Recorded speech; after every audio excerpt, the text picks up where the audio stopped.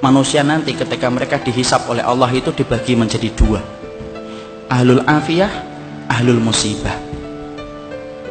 Ahlul afiyah itu siapa? Orang yang jarang diuji dengan sakit, orang yang jarang mendapatkan ujian dalam kehidupan, jarang mendapatkan kesempitan.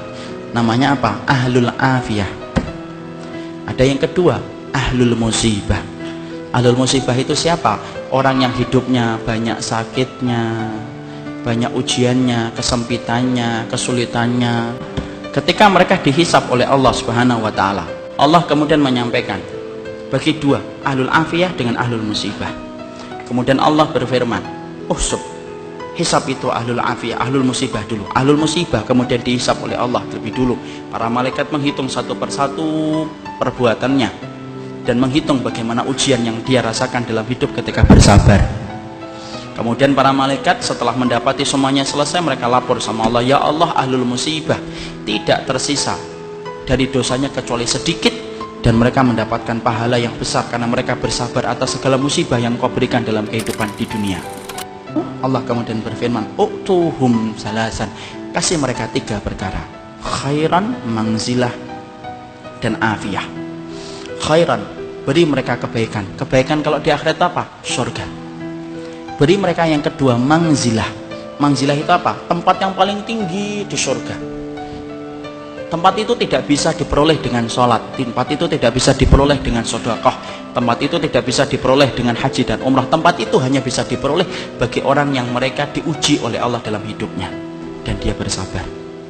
Dan yang ketiga, afiyah, kasih mereka kekuatan untuk menggantikan kekuatan yang aku ambil ketika aku menimpakan musibah kepada mereka.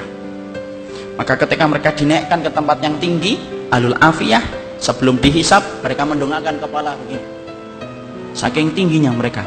Dan ketika mereka melihat kedudukan ahlul musibah semacam itu, mereka sebelum dihisap berkata kepada Allah, ya Allah, kalau kami ngerti di balik setiap ujian seberat ini Engkau mengganti setiap kesulitan mereka, tolong ya Allah, hidupkan kami lagi, lalu kasih kami ujian, potong-potong daging kami, daging-daging yang kecil, kami sabar untuk merasakan itu sampai mati, supaya kami mendapatkan tiga yang kau janjikan kepada ahlul musibah, saudara-saudara kami. Kalau semuanya digampangkan untuk kita, justru kita bingung dari mana kita mendapatkan pahala kesabaran.